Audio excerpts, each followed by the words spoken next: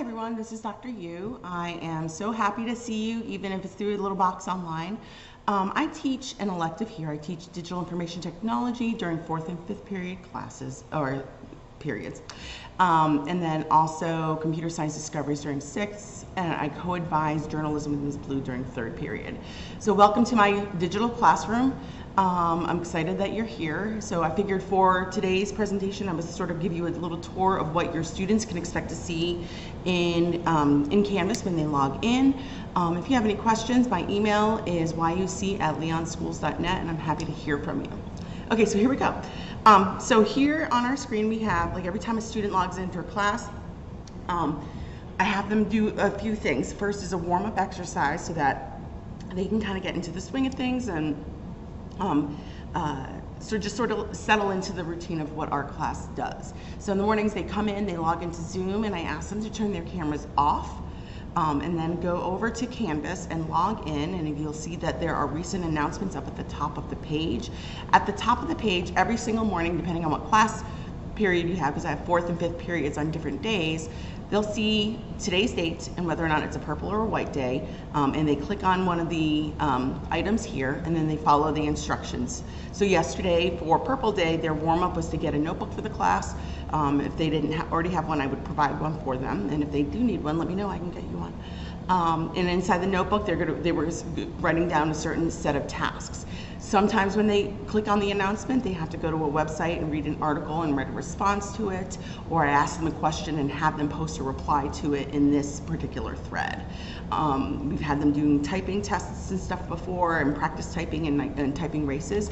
So there's lots of different things that they have to do when they first come in. They take about the first 5 to 7 minutes or so doing that, and then once they're done with the activity, the instructions that you'll notice here, number 3, return to Zoom and turn your camera on.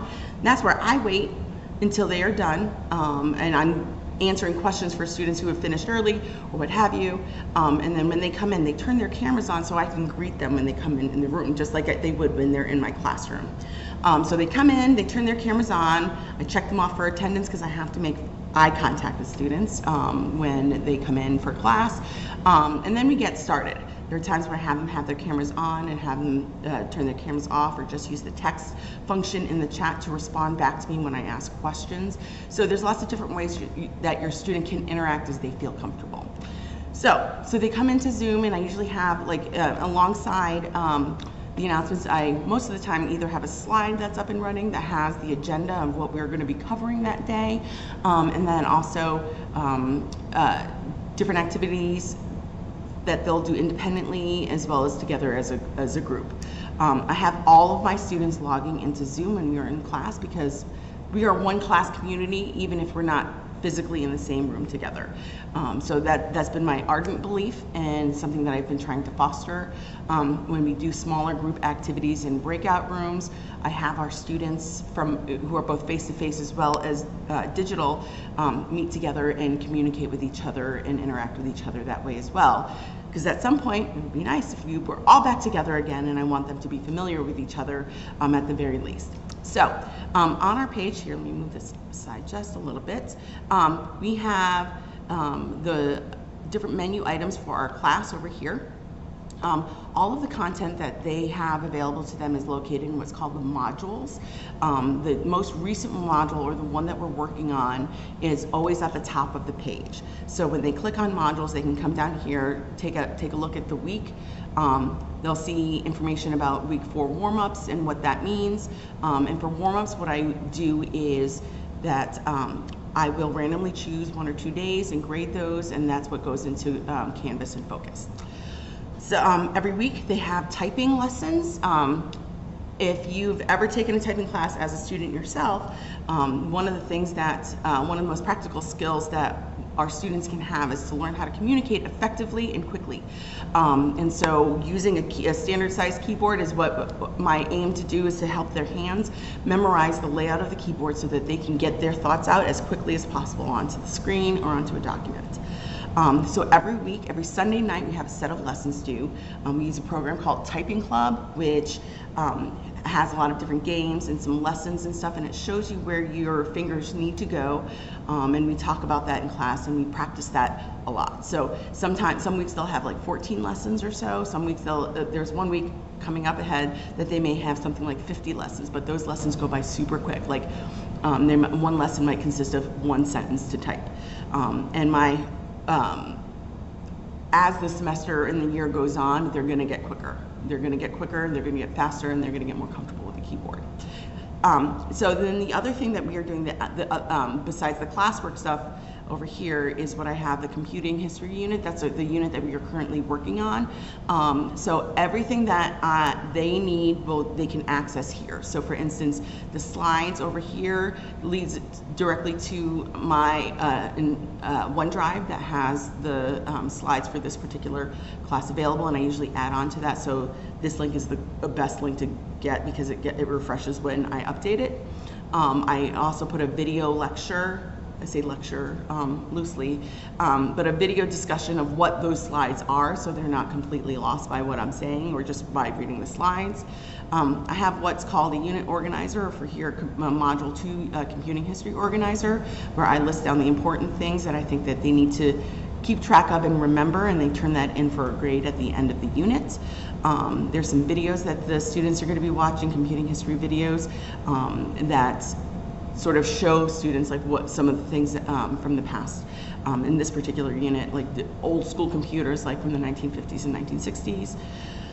There's a module in a website that I've been using called CodeHS. We'll be using that a lot for website design as we start doing that unit next week, starting that particular section of our course next week. So they'll have different items in CodeHS to complete. And with Typing Club and CodeHS, what I have told students is that if you don't get them finished by the deadline that's stated, like so on Sunday, if they don't get the Typing Club finished by then, they can finish it up by the next time I do grading. I'll go back and edit it in. And I want them to get the practice. I don't want them to get penalized for not having gotten it done.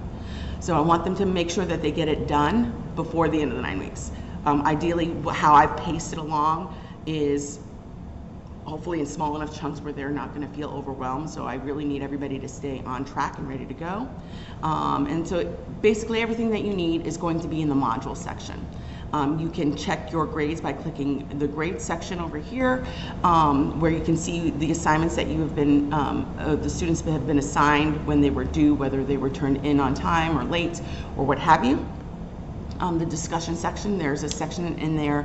I might have some discussion forums open for different hot topics in technology that I want students to talk about.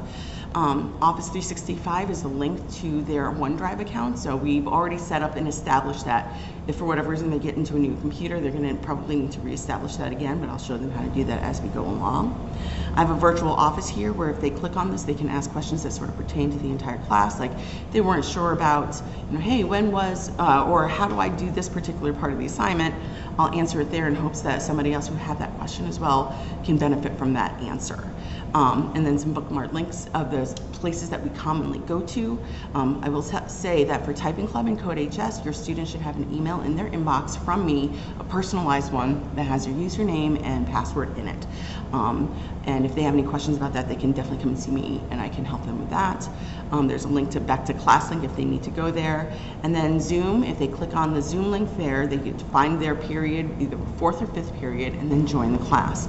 Now there's a couple of things I just kind of wanted to highlight is that during class, while I may not require them to have their cameras on 100% of the time, I do require their attention when they are in class. So if I tell them that they need to come back at a certain time and they don't come back, I'm going to need to call mom and dad to see what's going on.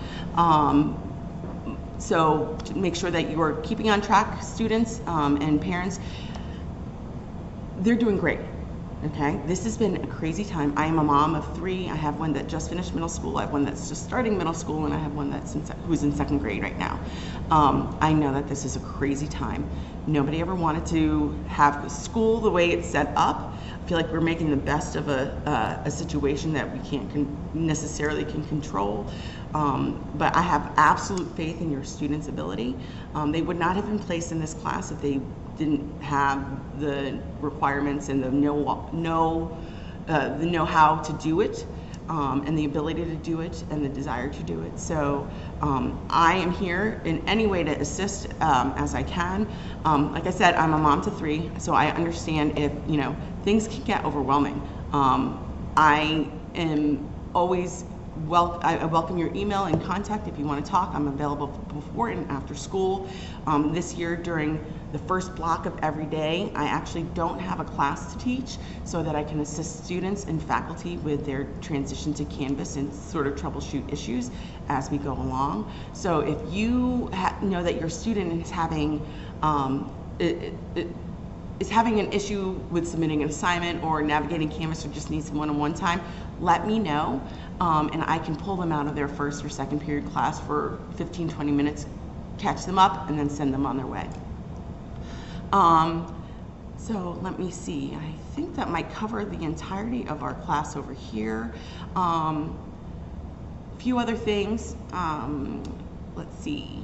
For our face-to-face students, if they don't have a notebook, if you can grab a notebook for them, just a simple notebook, a paper notebook. I firmly believe, yes, computers are important. Yes, I teach computers, but also paper is one of the oldest and most reliable forms of technology. So that's definitely important as well. And if I could, I guess, offer any piece of advice for you, especially as your students are going into 7th and 8th grades, or are in the 7th and 8th grades, or for my 6th period class, your students are in 6th grade. As much as they can, I would advocate for them to contact and reach out to their teachers as much as possible. We are all ready and willing and able to help. And one of the skills that I want our students to learn, as well as my children to learn, is how to advocate for themselves. And so while I 100% welcome input from you, I also want, if you email me or contact me, one of the things I'm going to do is probably check in with you and say, hey, I haven't heard from your student. Can we have them try to contact me as well, so that we can start working on something? Or if you want to just contact me on the side and say, hey, so-and-so's having a difficult time right now, just wanted to kind of let you know. That helps me, so I can kind of keep an ear out for things as well. I see us as a team, all 3 of us, all 3 of our parties together, me, you as the grown-up in the house, and then your child as well. We're all in this together to survive this middle school experience the best we can. Again, my email address is yuc@leonschools.net. Your student knows how to contact me inside Canvas. And also my room is room 34. I'm also available from the phone. Just call the Cobb main office and ask to speak with me. I've enjoyed talking to you. Let me know if I can be of any assistance. Thank you so much, and have a great day.